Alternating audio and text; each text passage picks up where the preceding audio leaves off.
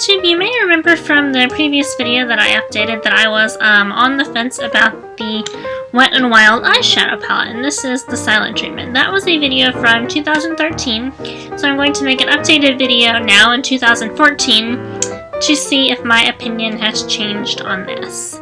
And this has a taupe shade for the eyelid, a sparkly brown shade for the crease, and then a light pink shade for the brow bone.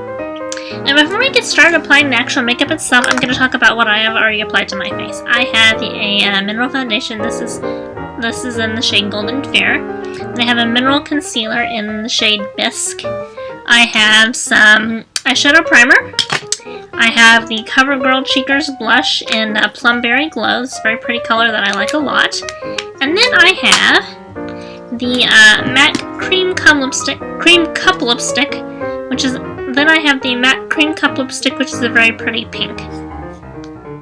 And so I put all that on, and so before we got started, so that I could just focus on the eye look. And to do that, we will use, as I've already said, the Wet n Wild Silent Treatment palette in the L'Oreal Double Extends Mascara. So what I'm going to do first is I'm going to take kind of a flat shader brush, and I'm going to apply the lid color.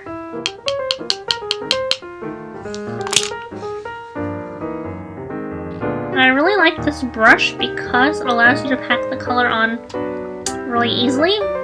And you can just get in there and just lay that color on very nicely.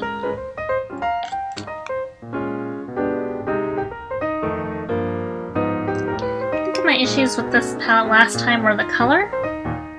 Just wasn't as big of a fan. I don't remember if I applied a shadow primer. I probably didn't. And that could have been my issue, that the colors just did not look as pigmented enough for my taste. But the eyeshadow primer really helps the color look truer and more pigmented. So you should consider getting one of those to put on, just to help your eyeshadow stay on longer and just help the colors look truer. So then I'm going to take a crease brush. This is a Sonia Kashuk 116 brush, and I'm going to apply this kind of brown crease color into my creases. The issue I have is getting the eyeshadow on the sides of my nose, which is not really what I want to do here. That's not what we're going for.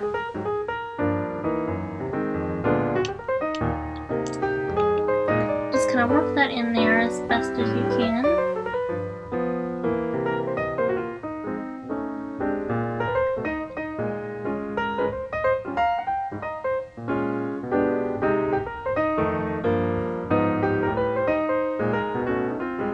Okay, I think this is good. Then I'm going to take kind of a big fluffy brush and get the pink color on here and apply that to my brow bones.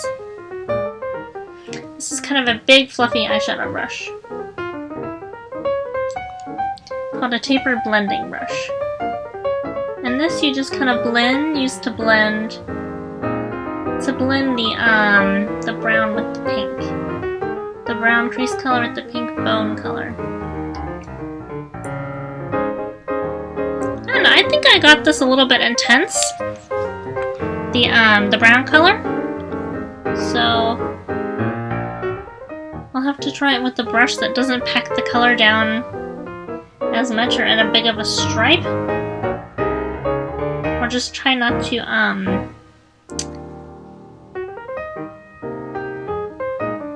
know what, I'll bring the pink down so that it kind of blends with the brown a little bit better. Then I'll go back in with the taupey shade and kind of try to blend that with the brown better.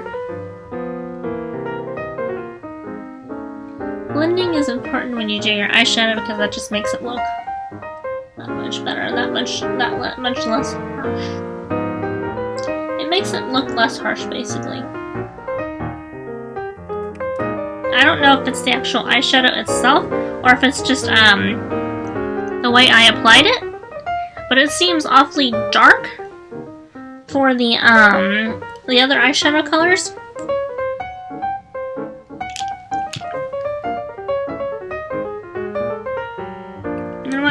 Maybe if I went back in here with this kind of big shader brush, that would help. Just kind of get the color a little bit darker.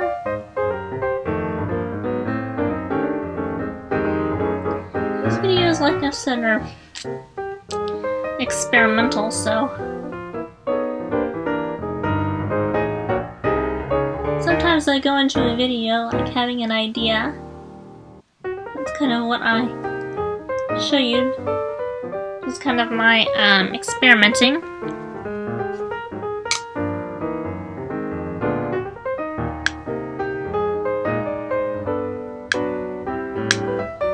That's kind of what you see.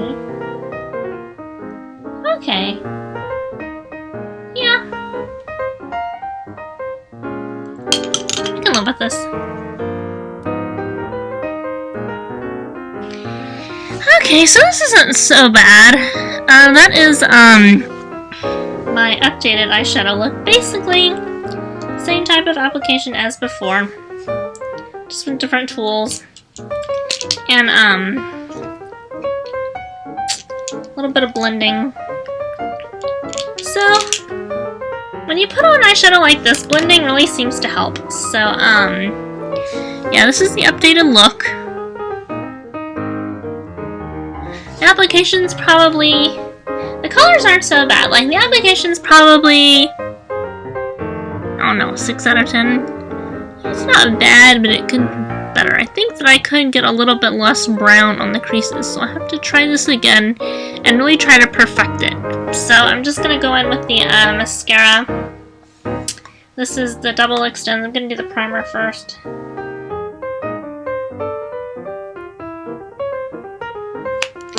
Yeah, I guess I still kind of do feel on the fence about this, but it could just be my actual application techniques. I think I'll need to look for a choose a different brush to go into the crease. Maybe that little pencil brush I had. Then I'm gonna go in with the actual mascara itself. And what else?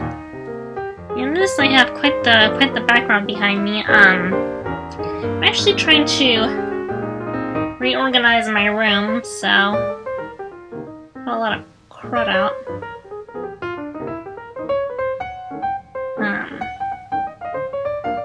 So yeah, that explains the mess behind me. Sorry about that. I know that's not the nicest background to look at.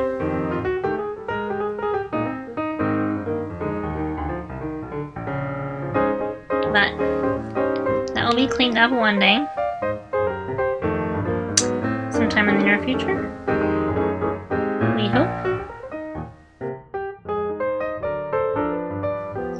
This is my look. It's not too bad.